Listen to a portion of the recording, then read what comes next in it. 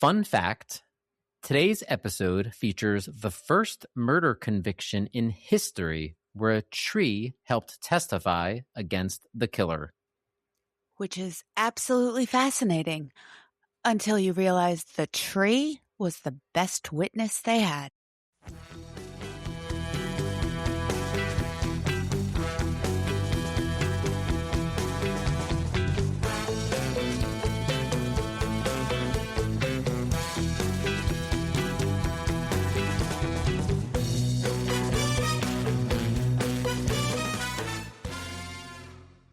Welcome, everyone, to this week's episode of Forensic Fails, Season 1, Episode 5, Planted Evidence. I'm Brian. And I'm Kristin. Don't forget, if you're enjoying this podcast, and let's be honest, this podcast is awesome, be sure to follow and subscribe on your favorite podcast platform. Leave us a 5-star review and tell a friend. It will not only help ensure that you don't miss an episode, but it will also help ensure that others will find our show too. So, you may have noticed that this week we are only releasing this episode. Why, you ask? Well, the extra content the last few weeks, the pre-pod pods and the bonus episode on the wild and wonderful whites of West Virginia, was a sneak preview of Patreon exclusive content. So, to access this content now and in the future, you'll need to head on over to Patreon and check out our offerings. For just $5 a month, that's our Dr. Henry Lee level, you'll get our weekly pre-pod pod. That's our before show where we shoot the shit, give some hot takes, and share some moronic miscreants, some of the most ridiculous crimes and criminals you can think of. Plus, at least one episode a month on a true crime or true crime adjacent show or documentary. And for just $5 more, that's $10 a month, you can join us at our Sir Alec Jeffries level. You'll get everything we talked about at the $5 level, plus early and ad-free access to all episodes. And the penultimate patrons can join us at the $15 level. That's our Peter Thomas level. You get everything we just talked about, plus you will get recognized by name, shouted out as a Peter Thomas level patron on our show and in our show notes. To join our Patreon, go to www.patreon.com/forensicfailspod. And don't worry if you didn't write that down. We will have all that for you in the show notes. So our episode opens with cactus, letting us know that we are in an area where cacti roam free. And then we zoom in on the nearly naked body of our victim. She is face down in a bed of leaves and has what looks like either a shirt or a tank top pulled up around her armpits. Peter, our trusty narrator, explains that her body was found by a motorcyclist and she had been beaten, tied up, strangled, and possibly raped. This poor, poor woman. Yeah, and at this point I'm thinking we're lucky that she was found. My first thought was that unless this was some known shortcut, this doesn't seem to be the type of area you would motorcycle through. But this will soon, I think, make more sense as we see this play out. I wonder if it was a footpath. No, gotta stay away from those footpaths. Those footpaths are bad news. They'll get you. Also, we find out from Peter that the plants are going to play a big role in today's crime story, which is interesting because I knew people talk to their plants, but I never knew that they talked back. Yeah, almost like the house that roared in Yes. episode 3. Actually, as soon as Peter said the surrounding plants would tell more about her killer than any other single piece of evidence, I knew at that point we were in for botanical forensics. As good as I always was in biology, botany was always the unit I hated the most. But I'm doing my best, and I actually got a lot more into it after watching this episode and after doing my deep dive, which we'll get into a little bit later. Plants are not my thing. Every year I try to grow a basil plant, and every year I fail. I can't remember to water plants. It's probably a good thing I don't have children, because if I can't forget to water them, plant alive, right? But I am so bad with the basil that one day they're just going to revoke my Italian card. Okay, so back to our show. The police arrive on the scene and they start gathering evidence. Our victim is found to have shoelaces and picture hanging wire tied around her wrists and ankles and a t-shirt wrapped around her neck. I don't know many people that carry picture hanging wire around with them. Whenever I buy one of those little multi-packs of picture hangers, I usually toss that little coil of wire right into the trash, mainly because I don't want to deal with screwing those little eye hooks into picture frames and dealing with that wire. And there are some pieces of clothing that are scattered around the crime scene, as well as a syringe. Then the police hear a pager beeping. Now, I never had a pager in the 90s. I honestly have no idea how they work, nor did I ever care about having one and learning how they work. But as I am pretty antisocial, that worked in my favor. So we get a little reenactment shot of our Arizona police officer tiptoeing around trying to find the source of the beeping noise. He finds the pager in a pile of weeds. It's a Motorola pager, and the screen says page. No, really, it does. I had to back up the scene a few times to read it correctly. I have no idea if that is what pager screens actually said. So if you are out there and had a pager, feel free to let me know. I did not have a pager. My wife, when we were dating at the time, had a pager. Oh. I don't remember that. I remember the screen just showing whatever the last phone number was that, somebody called from. But anyway, I want to pause on here. A beeper, a pager. Kristin, I think we may have to, I think we may have some younger listeners here who may not be familiar with beepers. So shall we educate them? Please, I'd like to learn too. All right. So gather around, children. And let me tell you about a time long, long ago when we didn't all walk around with phones in our pockets. Instead, some of us, and again, I did not, but some of us had beepers. So you would call this a phone number, but the phone number would be for the pager. And then at the tone, you would enter your phone number and the pound sign, right? Which is, you may know as a hashtag. You would enter that, right? And then that phone number would then show up on the pager, and that person would know to call that person back at that number. And then in addition to that, there were also like little like cutesy things you could do, with certain numbers that meant certain things, or like when you turned it upside down, it sort of said something. Like boobs on the calculator? Like boobs on a calculator, or like there was something that was like equivalent to like love or something like that. Okay. But yeah, it was sort of silly. But anyway, but then in a, so then said recipient would have to find a phone to call you on. Because again, if they're out in public, they'd have to actually use something called a phone booth. More on that later. So as I said before, I didn't have one. My wife had one. Do you remember this? Our high school banned them. Yes. That was actually in the handbook. The handbook for the school. Yeah. Because I think the reason why was they were really popular with drug dealers. Oh. So yeah. So if you had one, especially early on, the assumption was that you were selling drugs. And just for the record, my wife did not sell drugs. Good. Yeah. I'm sure you're shocked by that. She's so wholesome. I know she is. That's why. Okay. So our pager kicks off a search for the owner, which is smart because I'm sure those things were pricey and someone is probably out there looking for it. Maybe it's Alan from The Hangover, the only one in recent time I know who still has a pager. So a helicopter is brought in for some aerial photographs, and there is a section of the crime scene that has matted grass, which investigators believe may be the scene of an altercation. Their words, not mine. And we get a little reenactment of said altercation between two people with some dramatic music playing in the background. And I know it's dramatic because the captions tell me so.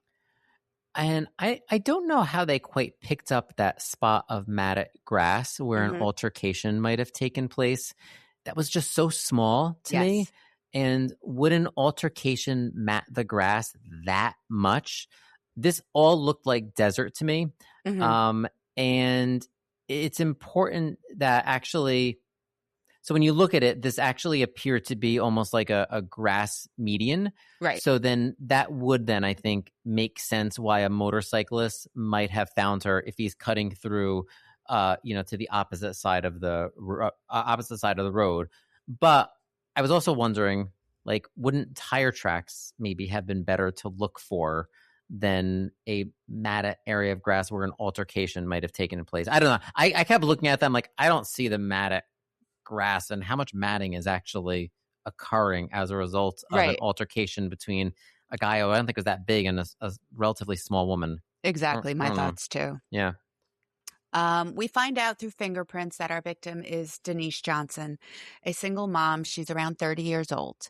We meet her mother, Hester, who lets us know that although Denise grew up in a section of Phoenix known as the Projects, she wasn't a bad child. She just fell in with the wrong people. Hester is also quick to say that the friends didn't force her daughter to make the choices she did. Hester seems like a no-nonsense kind of mom. She's going to smack your face for mouthing off, Mm-hmm. but then she's going to make sure you had a good dinner.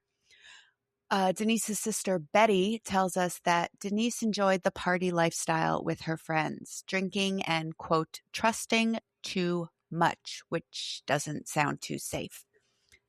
We're told that she made her living on the streets of Phoenix, which kind of implies, without saying directly, that she was most likely a sex worker. And I say that with zero judgment because sometimes a woman has to do whatever she has to do to survive. I really, really like the mother and sister. Yes. And I think this must have been so difficult. And they were really honest about Denise and how, unfortunately, her lifestyle might have put her in dangerous situations. This could not have been easy to talk about whatsoever.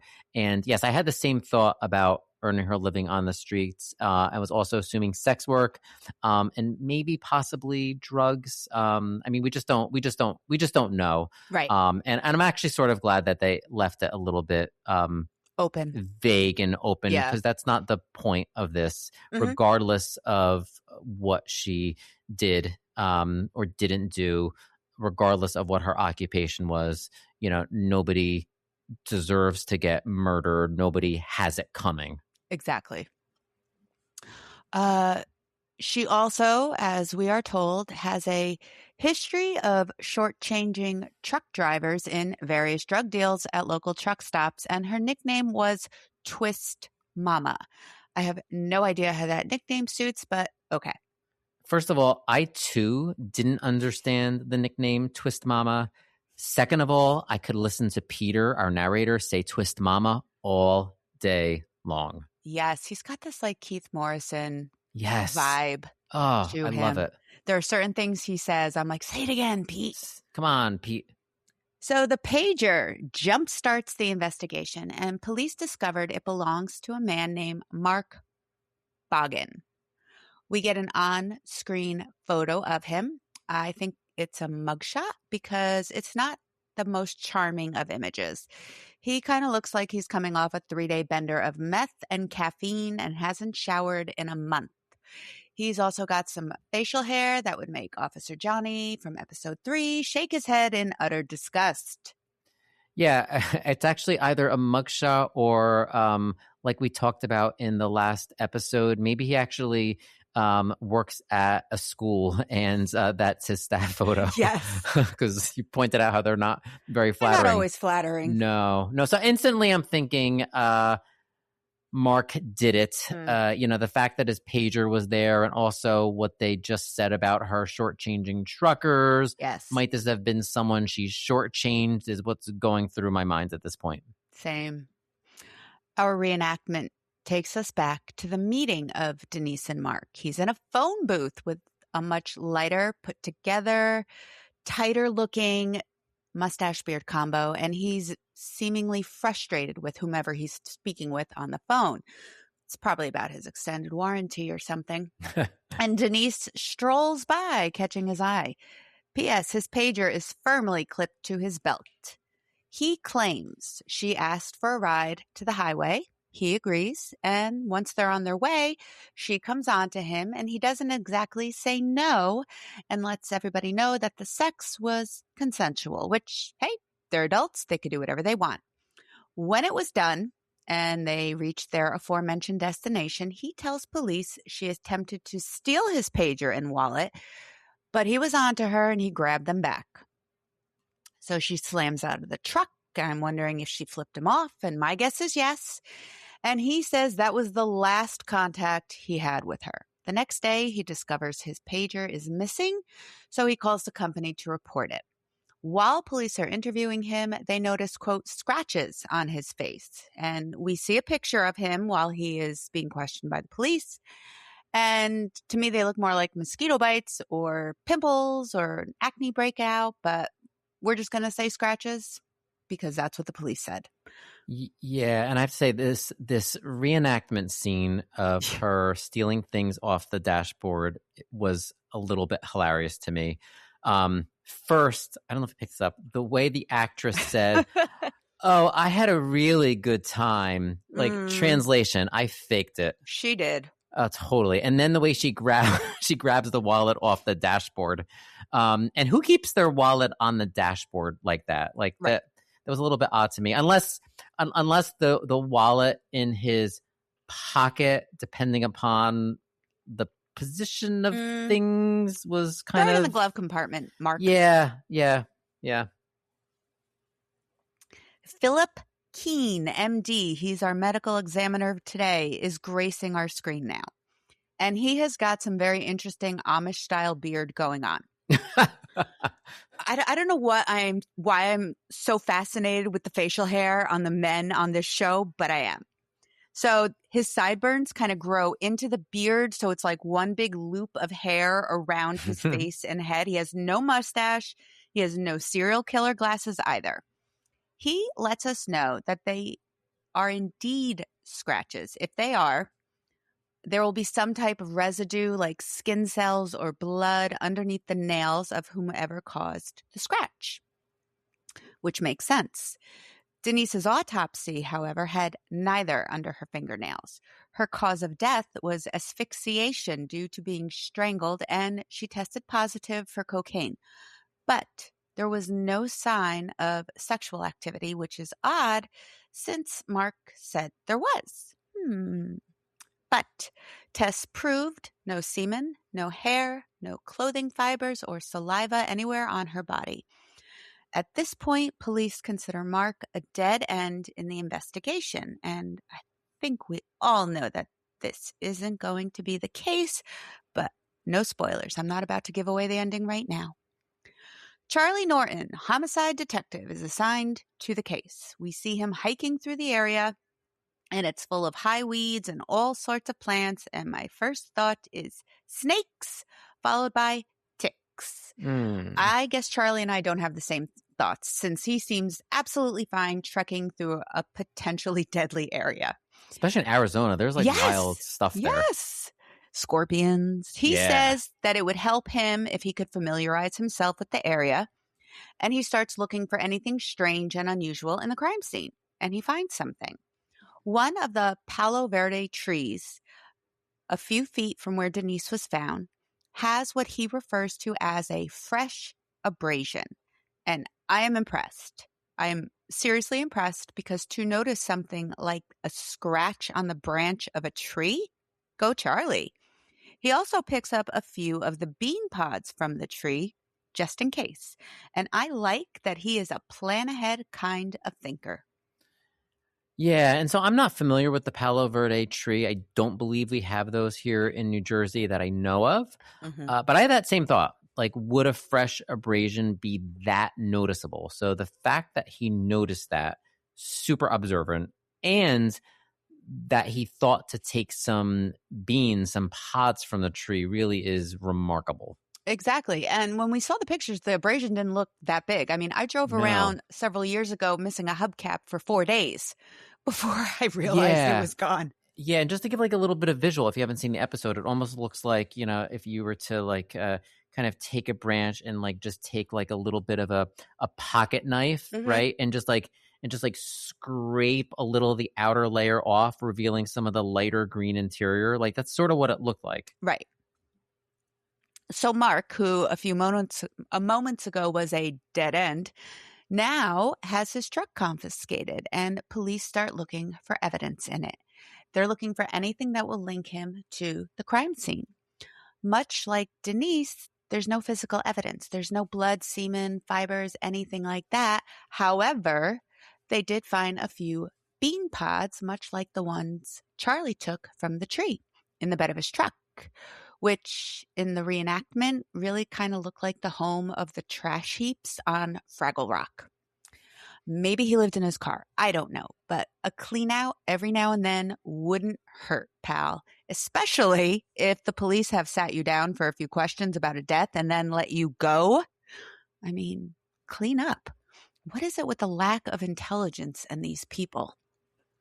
Anyway, Peter asks us if it's possible that his truck brushed against the tree, causing the pods to drop. Well, obviously. And of course, the argument could be made that those trees are all over the place and this could have happened at any time. And any legal brain is going to say that, right? At least I would hope so. I don't know. Maybe I should have been a lawyer. Maybe. So we meet Sergeant Jordan Barber, and he is looking fly as fuck in his aviator sunglasses. He is all authority, and he decides, why not use DNA testing on the bean pods in the truck and the bean pods in the branch from the scratch tree by the crime scene? And I had never given any thought as to whether different trees of the same species had different DNA profiles. So, I think we have some lucky breaks in this case, as well as some really clever, forward-thinking investigators. Exactly, because my initial reaction was, really? That sounds pricey, unusual, and way out there. But hey, whatever it takes, forward-thinking Sergeant Dude. I'm also wondering if plant DNA testing is an actual thing, because this is 1992 and DNA is still relatively new to the crime scene game. And it doesn't strike me as something that has expanded to include flora just yet. But again, what do I know? As I've said, I could barely keep a plant alive. So Charlie starts calling around to find a place that will test plant DNA. And you can probably imagine the responses he gets. But he's a determined guy, and he finally finds a lab that can and will do this. It's at the University of Arizona in Tucson.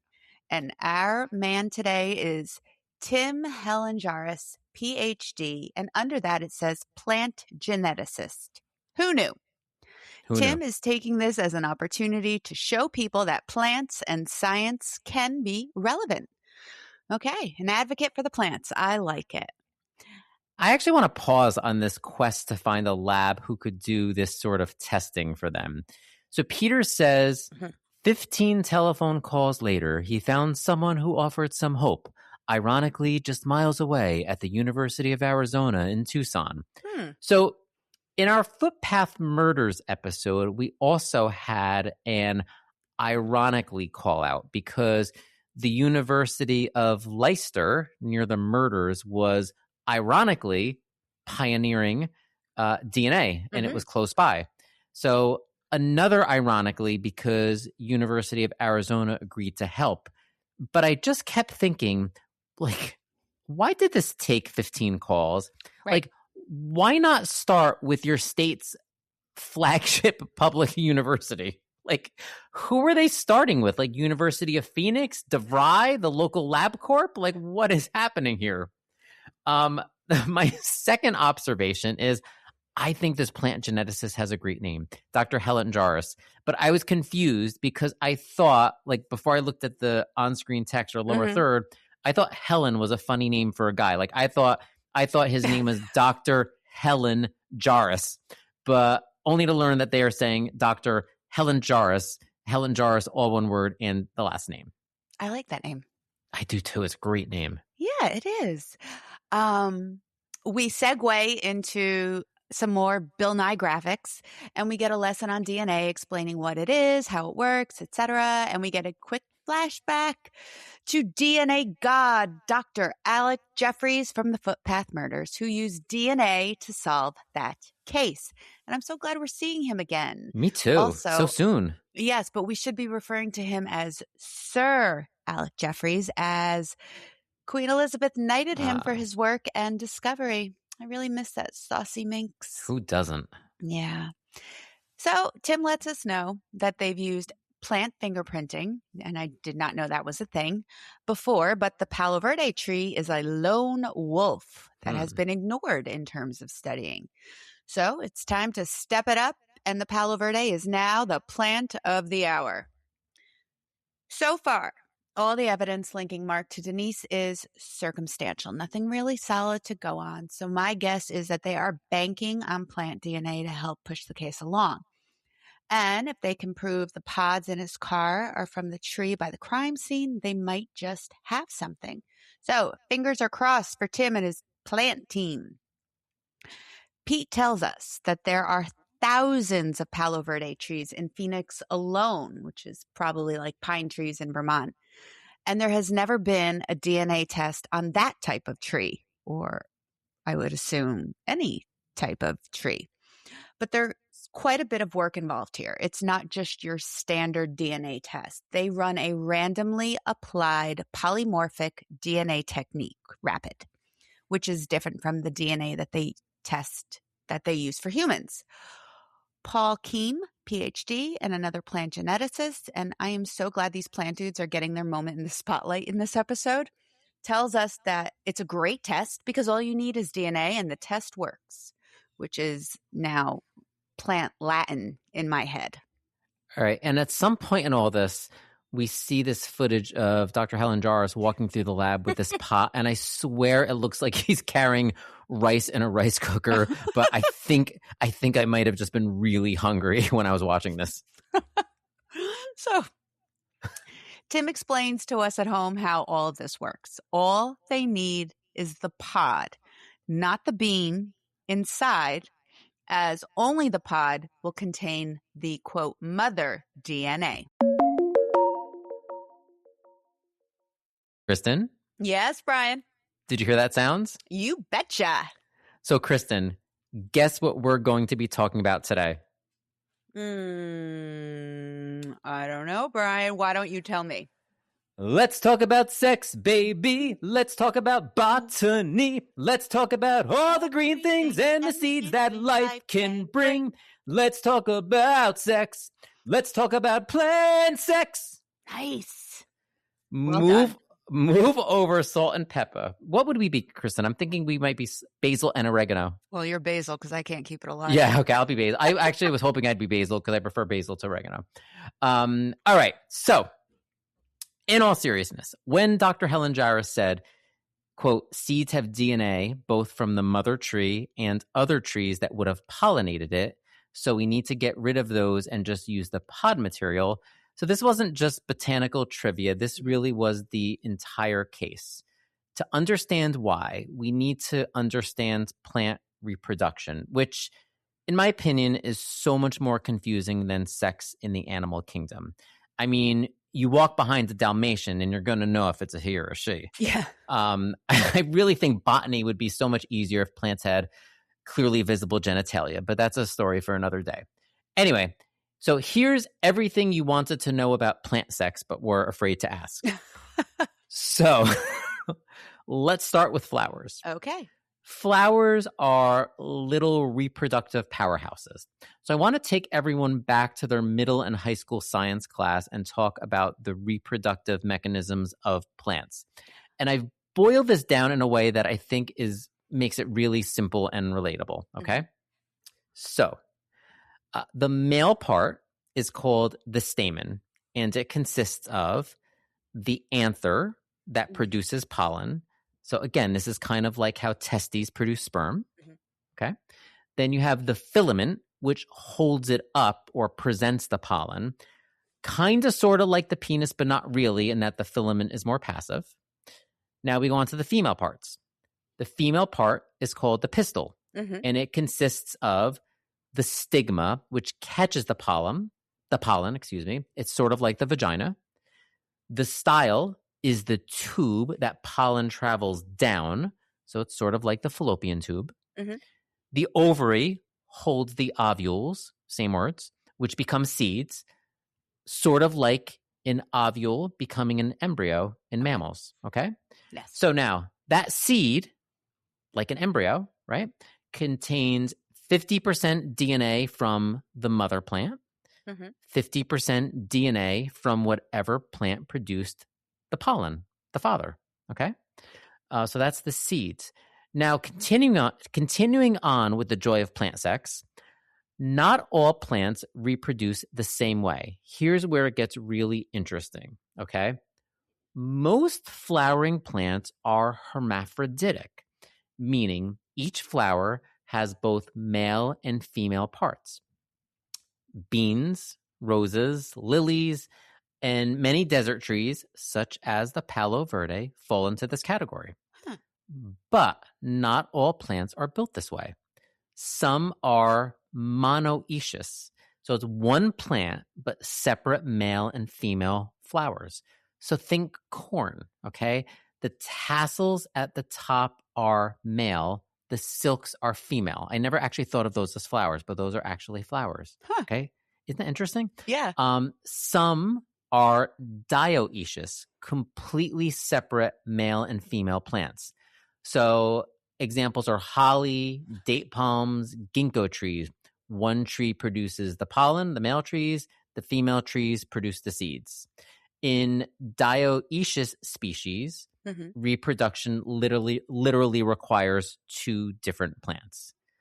But, and here's what's interesting, even in hermaphroditic plants where self-fertilization is possible, right? Because they have male and female parts. Right. Nature actually prefers cross-pollination. So wind, bees, insects carry pollen from tree to tree. So why would nature prefer cross-pollination? Well, because genetic diversity actually contributes to survival. So you can think of a self-fertilizing plant as kind of like inbreeding, right? So if there are any attributes that are problematic, you're just going to amplify them. Right. But if you're combining genes from two different trees, you're potentially diluting any negative attributes and getting genetic material from a broader base of surviving plants. It's why mixed breed dogs tend to have less health problems than purebred dogs, right? And this gets to why the seed was a forensic problem. So inside each Palo Verde pod were seeds, and each of those seeds likely had two contributors, a mother tree and a neighboring Palo Verde that donated pollen. Again, Palo Verdes can self-fertilize, but generally they don't, or you couldn't guarantee that they would. So if investigators had tested the seed itself, they wouldn't get one tree's fingerprint. They'd get a genetic mashup.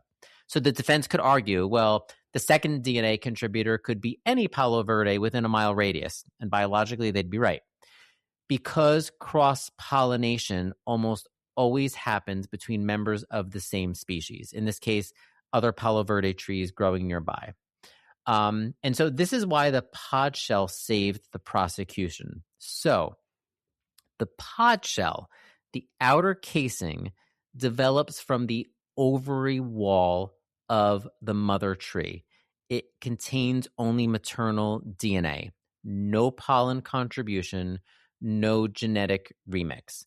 By removing the seeds and testing only the pod material, the scientists isolated the genetic identity of the mother tree alone. You can almost think of the pod case as a uterus. Okay, that's a rough equivalent. It's something produced by the mother independent of the father. So they basically surgically removed the father from the equation.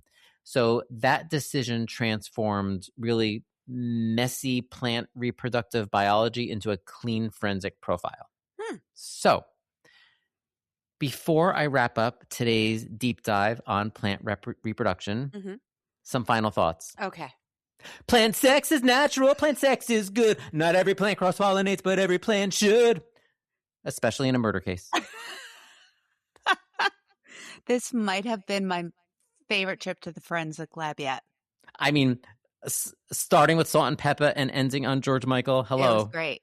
And of course, now I also have reproduction from Grease 2 in my head. That will fiercely be for future underrated movie, by the way. I will take your word for it. Yeah. Oh, it's great. Stars Liza Minnelli's sister and Michelle Pfeiffer. I think I knew Michelle Pfeiffer. I didn't know Liza Minnelli's sister. Mm-hmm. Yes, All right. Lorna Luft. Okay, back to our show. The scientists then make some kind of like pod soup with liquid nitrogen, which, yay, makes me think of real genius. And then they mash it up with a mortar and pestle. I have a mortar and pestle. I love it. Everyone should get one. Me too. They're great. Then we see the DNA being extracted from the sample, and I'll be honest, it looks like snot. And I say this with authority as I have spent 25 years in a classroom, and you see a lot more snot than is really necessary in life, but that's just part of the job. Anyway, the sample they have is too small, so they copy it using PCR. They show us a time-lapse example of all of this, and it is a lot of science for my literary brain. We will totally cover PCR in a future episode. Yes, I hope so, because I need to understand it better. It all works out, though. And guess what? Tim and his team prove the pods in the truck came from the pods on the tree. However, and of course there's a however, the prosecution really wanted to make sure that this stuck. And it wouldn't be looked at as a fluke or anything like that because only 12 trees were used as samples. So Tim gets a present of pods from 100 different trees to prove that the DNA was different every time. And that sneaky prosecutor tries to trick our boy. He throws in a pod from the same tree. But Tim is way too smart for that and calls him out on it. And the prosecutor dude was pretty proud that Tim caught it. So sneaky. I actually think it was really smart to not just rely on the DNA of the 12 trees at the crime scene, but to gather like 100 samples. Finally, a DA that wants to do his job, unlike DA dipshit from last week. I think this is really smart because as it was at the time, DNA was on the newer side, but the idea of leveraging plant DNA and then on top of it, plant reproduction, which again, I think is really hard to grasp, right? So it really was brilliant to effectively make the DNA evidence against him relatively bulletproof. And then throwing in the trick pod from the same tree, really genius, I think, in ensuring that this case is as tight as possible. Yeah, exactly. And guess what, Mark? My guess is this isn't going to be very good news for you. And I'm wondering what kind of tale he's going to spin for our enjoyment. Mark is arrested for murder and he claims he's not guilty. Yawn. The pickle of the day, though, would the case be allowed with plant DNA since it's never been used before? So we get this shot of the courthouse to let us know that this is going to go to court. And I don't know why, but when I see that font etching in buildings where the U like a V, it just bothers me. Yeah. Is that a Roman thing? I think it might be. Yeah. Not a fan. It's like, no, I agree. So this is actually really interesting in that we have now already covered two cases that were DNA firsts, right? The footpath murders, the first to use DNA, period. In this case, the first to use plant DNA. Exactly. Susan Bolton. She is a Superior Court judge, and she tells us that they have to have a hearing to review the evidence.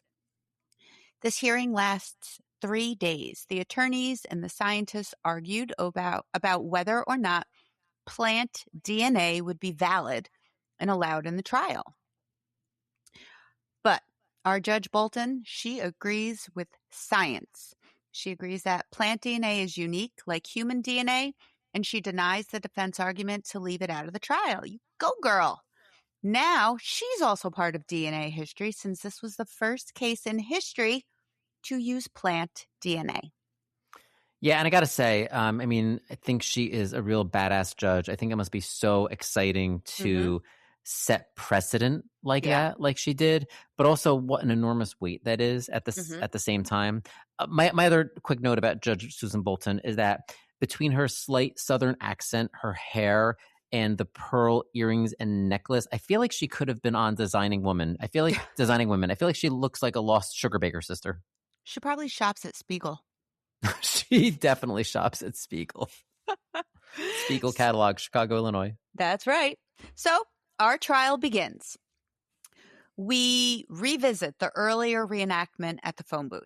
And this time, the prosecution tells us that they drove off for what should have been a consensual sexual encounter. And doesn't that sound so romantic? But then Mark gets a little too kinky for Denise. He wants to tie her up. Peter calls it light bondage. And I'm left wondering how many times he's used that phrase in his life. Using the earlier picture hanging wire, again, who carries that shit around with them, and shoelaces.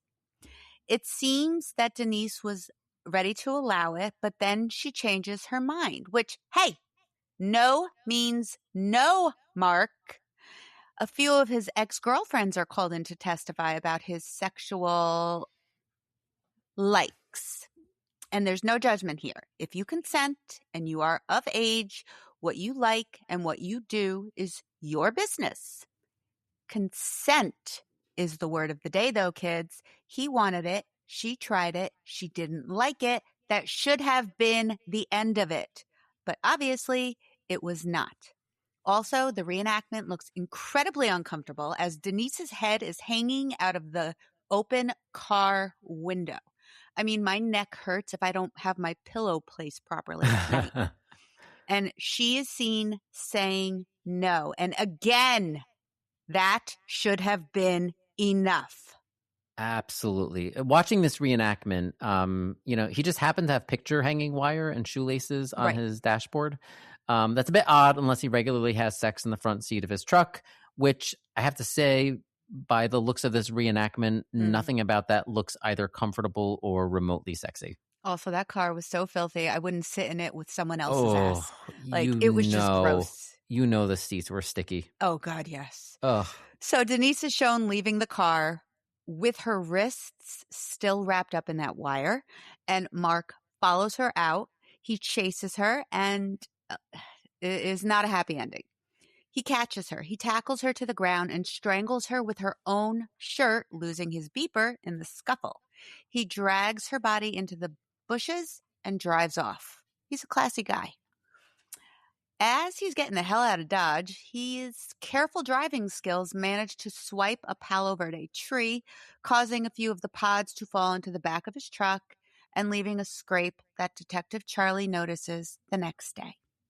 I absolutely love when the puzzle pieces start falling into place. We are also told that there is an eyewitness that spots a white pickup truck tearing out of the crime scene that night.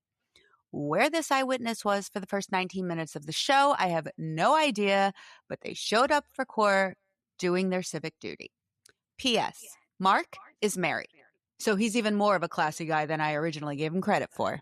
Yeah, really, that was news for us at this point. So we also see the sign for his apartment building. Okay. It is the Casa Real Apartments at 3816 North 83rd Ave in Phoenix. Mm-hmm. I did some Googling, and these are now known as Palm Crest at Station 40. Oh. So if you want to take a look, it's palmcrestliving.com. Mm-hmm. So if you want to open up the link there, Kristin. Oh, there's a pool. Yeah, Palm Crest at Station 40 offers 1, 2, and 3 bedroom apartments in Phoenix with newly renovated and wood vinyl flooring. From the lush grounds to our beautiful interiors, you will find all you are looking for in a Palm Crest at Station 40 apartment. And then in the next link, you can see some of the photo gallery of some of the things. The reviews, though, are mixed with a 3-star average on Google. Rent super affordable these days. 1 bedroom, 1 bath, $10.40 a month, which in our area that's unheard of. And again, exactly. I don't know how that compares to averages in the Phoenix market, but does a little on the his living sitch. Nice, good work. I love looking at the houses. I know it is fun. It is. So married Mark lives there with his wife. And even though most of the evidence against Mark was circumstantial, Good old DNA was there to make the case, and it worked. P.S. Mark told detectives he washed his truck the following day, just not the bed of the truck, which not only could have used a wash, but a visit from 1-800-GOT-JUNK. Not an ad, but should be. Mark's lawyer tells us Mark had a credible story, and they needed evidence to plant, him at the scene.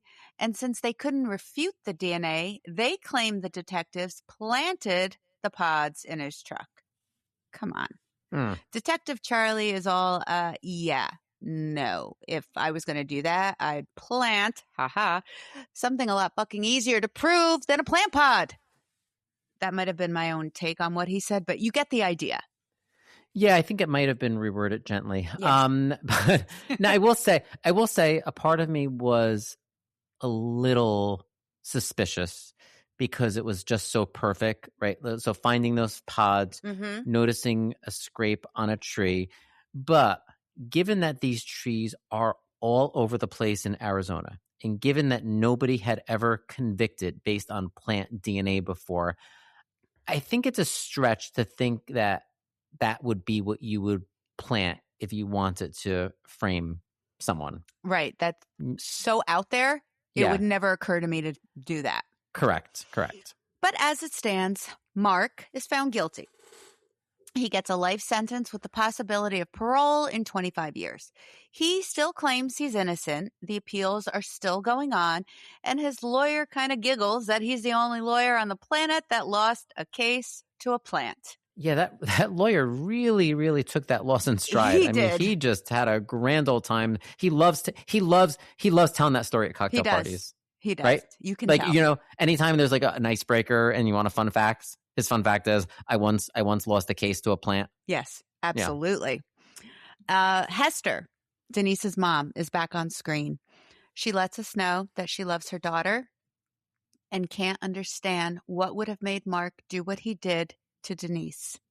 Hester girl, I feel the same way. I did a little research. I found an update on Mark. I have posted a link to the Arizona Corrections Department. It gives you his inmate number and a photo. He's still in jail, and every parole hearing has been denied, and he seems to have a few prison infractions involving weapons. Because, look, if you want parole, why not use a weapon in prison? Yeah, exactly. Also, there's an address there in case you want to drop him a letter. I don't. No means no, Mark. Enjoy the prison food. Yeah. Oh, actually, this is really fascinating looking at his profile here. So earlier I said like he didn't look like that big of a guy. He wasn't. He was like my height, 5'5". Okay. There's a lot of he's been a naughty boy. Yeah, what also shows his work records, which is actually fascinating. He took a class on parenting. Tolerating differences. Managing money. Design for living. I wonder, like, is that an interior design course? I'm kind of curious. It was an elective. Yeah, interesting. Yeah. All right. So conflict resolution. He may want to take that again. Yeah, take that again. Take that one over and over and over again. All right. So we are at the part of the show where we rate the episode on a scale of 1 to 10 DNA strands based on our assessment of both the investigation and the episode itself. And I think, Kristin, you're up to start this week. So What do you say? So based on the incredibly unique way they got around to solving this case, my brain never would have worked that way. And I am by no means an idiot, but I was completely just blown away by the genius involved. I'm going to give it 9 out of 10 DNA strands, or I mean, I'm just going to call them pods this week. Yeah. They get I like pods. It. Yeah. I was truly, I really liked this episode. I didn't think I would like it as much as I did, but I did. I really wish they had circled back to some of the earlier people we met, like, Aviator Sunglass Sergeant, because, I would have liked to have seen him like slow roasting a brisket on his smoker out back. But 9 out of 10, I'm giving it this week. This is actually, I think, the first week that we're going to match because Ooh. my rating was a 9 as well.